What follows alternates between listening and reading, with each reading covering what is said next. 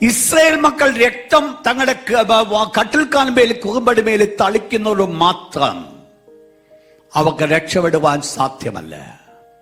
The last portion പറയുന്നു, പിറ്റേനാൾ വെളുക്കം വരെ നിങ്ങൾ ആരും വീടിന്റെ വാതിലിന് പുറത്തിറങ്ങരുത്.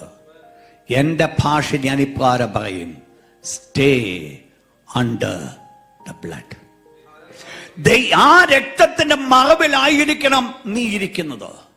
ആ രക്തത്തിന് വെളിയിലേക്ക് നീ കടന്നു പോകുന്നുവെങ്കിൽ ഒരു സുരക്ഷിത സ്ഥാനമല്ല. ഇന്ന് പകൽക്കാലം ദൈവസഭയോട് ഞാൻ പറയുവാൻ ആഗ്രഹിക്കുന്നത്, എന്റെയും നിങ്ങളുടെ സുരക്ഷിത മാർഗ സ്ഥാനം എന്ന് പറയുന്നത്, എനിക്കും നിങ്ങൾക്കുമുള്ള പ്രൊട്ടക്ഷൻ എന്ന് പറയുന്നത് ആ രക്തമാണ്. എനിക്കും നിങ്ങൾക്കുമുള്ള പ്രൊട്ടക്ഷൻ. ആ രക്തം വിട്ടേച്ച് എനിക്ക് നിങ്ങൾക്കൊരു പ്രൊട്ടക്ഷൻ ഇല്ല.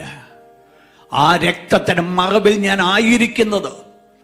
അതാണ് സ്വർഗ്ഗസ്ഥനായ ദൈവം യോബിന്റെ ഭവനത്തെ ചുറ്റും വേലി കെട്ടുവാനുള്ള കാരണം.